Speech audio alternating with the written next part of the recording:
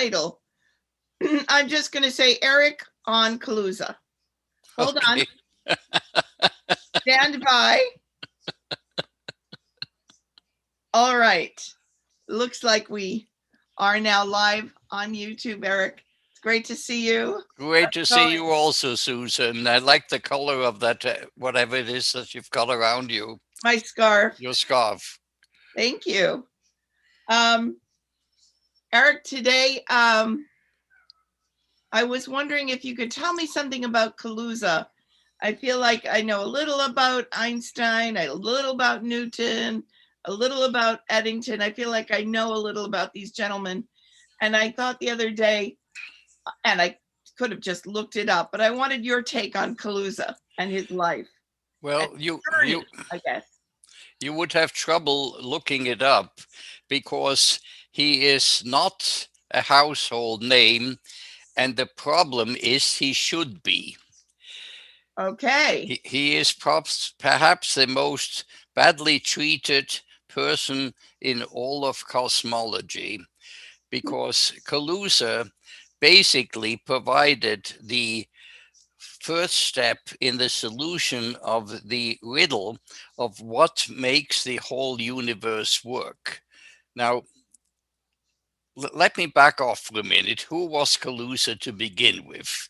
Well, he was a professor at the East Prussian University of Göttingen, a respectable institution, but not on the main campus of the world.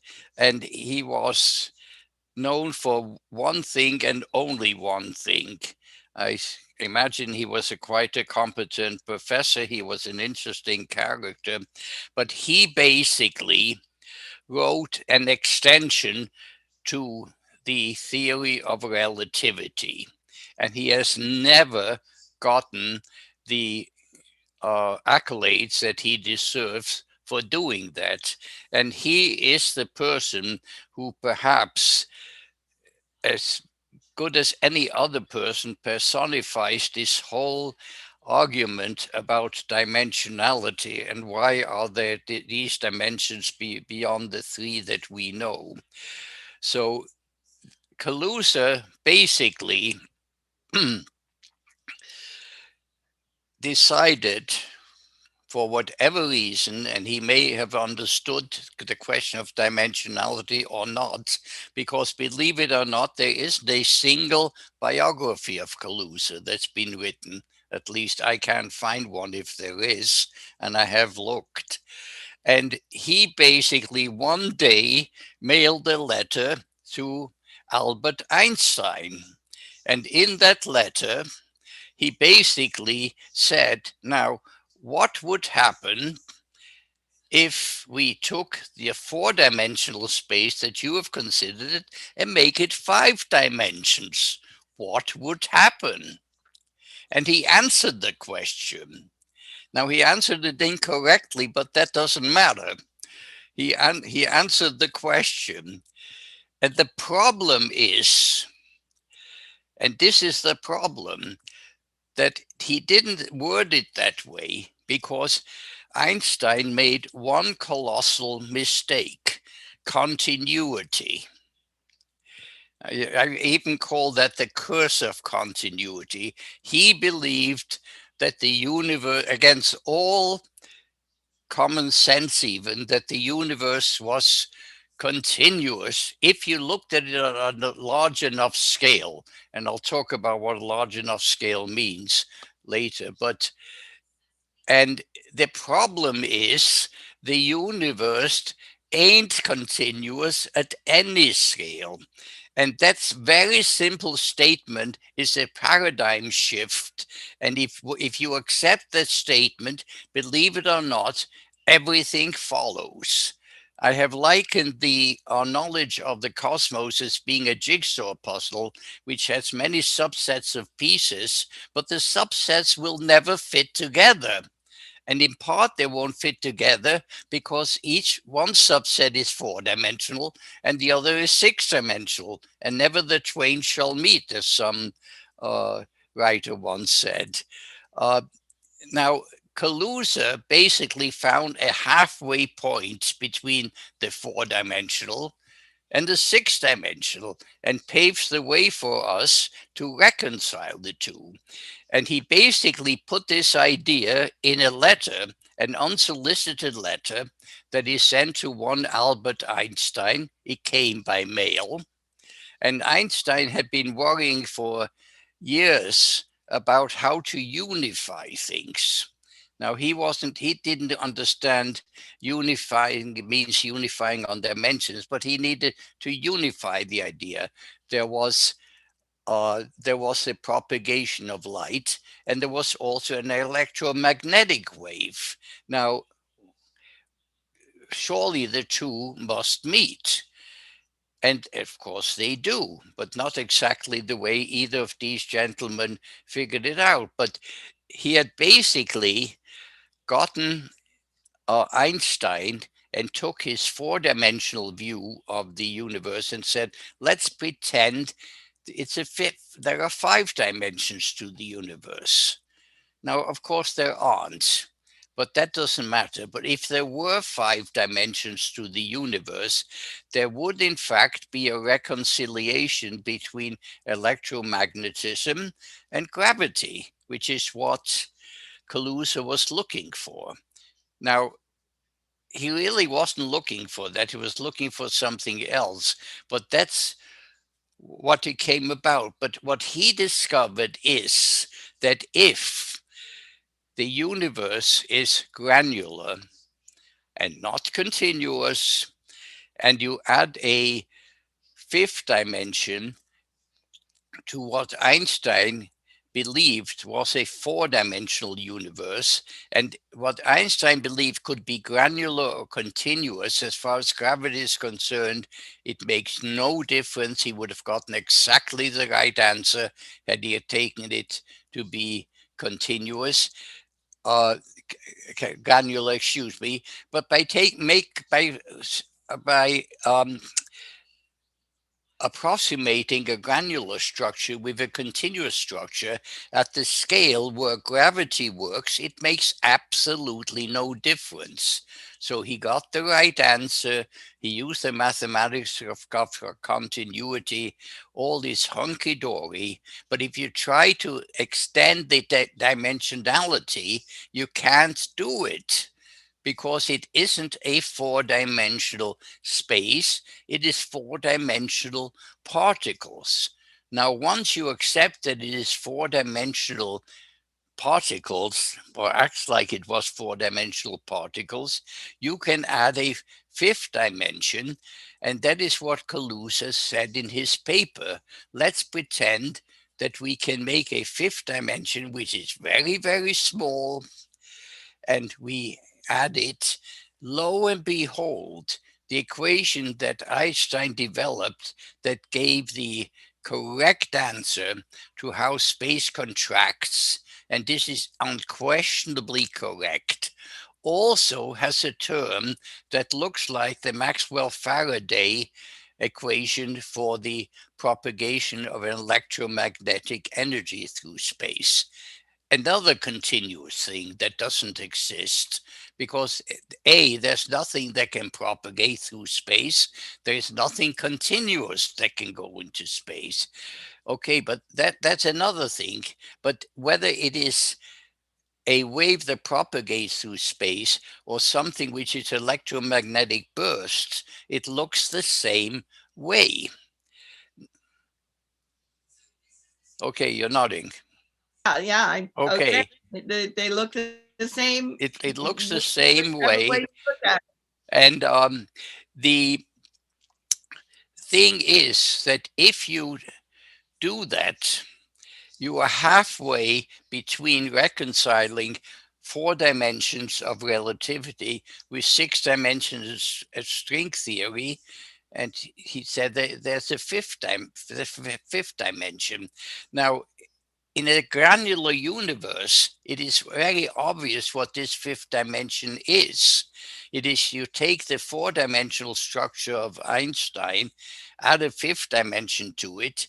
It does not in any way affect the contraction of space, but it adds a term that is he interpreted as the propagation of electromagnetic wave.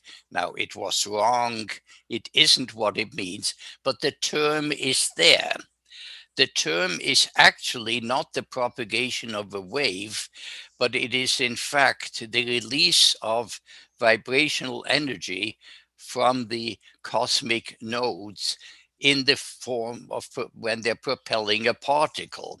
And the electromagnetism in this sense is just um, how the cosmic nodes gets rid of the recoil uh, energy of having given the particle of energy a what we call in French a sets in the right direction.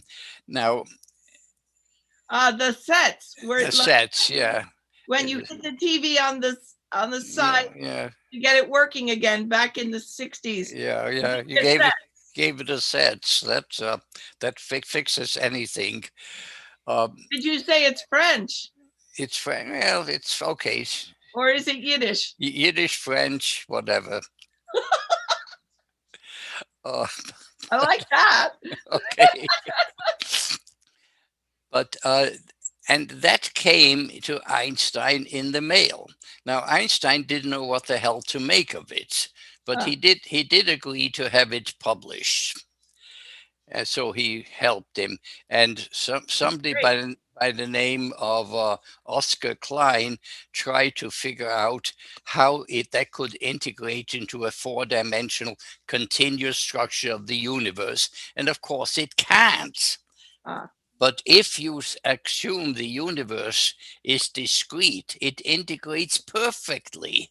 It says that if you take a four-dimensional particle, which is the equivalent of what Einstein assumed, and make it five-dimensional, it doesn't disturb gravity, but suddenly it explains something that is is moving through space by electromagnetic bursts. Now he had the right thing. Everything that he thought it was wrong. But if you look at it within the context of what we have in the book, it makes absolutely beautiful thing, and it proves that space is not only involved in contracting around massive bodies like the Earth, it is also involved in propelling particles through space. mm, Now, when we started this, we said space must propel the particle. Well, the question is, show me some evidence that it does. And Kaluzza provided that evidence, except nobody interpreted it that way because we need a paradigm shift to say that space is not continuous. And all of a sudden, Kaluzza basically expanded relativity by explaining not only the gravitational aspect of it, which Einstein had already explained, but he had this in his equation, but also equations that can only come from the role of the same space in propelling particles. mm. Now, that is basically almost by in and of itself, in my opinion, almost irrefutable proof, except nobody believes that Kaluzza is right because it doesn't match up with a smooth and continuous you know, Concept. a concept of space. Now, that is the problem. It is really an extension of general relativity. It should have been acknowledged as such, and Kaluzza should have been a household name, and Mm. he wasn't. Yeah. He was just ignored because he doesn't fit into what was generally believed and is still being believed to this day. Now, it's only when we do the paradigm shift that we introduced at the beginning and said, okay, let's get rid of this whole idea of continuity. It's been disproven that it can exist, but we persist in thinking that it's there. And we also have this thing that we understand that at the lower scale of the universe, it's granular, and somewhere it morphs into continuous. Now, don't ask me how that can happen, how you can take something granular and it morphs into continuity, but they'll give you the precise point at which it does so. And as proof of this, they cite that Einstein assumed space to be continuous, and he got the right answer, that therefore space must be continuous. This is the biggest nonsense of an argument I have heard in my life, and you can't believe of how many people have advanced it. It's Well, nonsense. It just means that it can either be continuous or it can be discrete, because it doesn't make any difference. One is the correct thing and the other is an approximation. Now, everybody says, of course, a continuous solution is the gold standard. An approximation is a thing that a computer that really can't think continuously, which the universe is obviously making an approximation. Well, they're wrong. The computer has got it right, and all of this closed form analytic solutions that we are so proud of in our mathematics is an approximation. And Kaluzza was caught up in this, and what should have been the roadmap to how to reconcile four dimensions with six mhm. got lost along the way. And Well, we are trying to resurrect him in this book. maybe, yeah, maybe with your book, new attention will come. I would certainly hope so. It's high time. Maybe someone will write that biography. That would be And I think I might have told you more than you wanted to know no, about no. Kaluzza.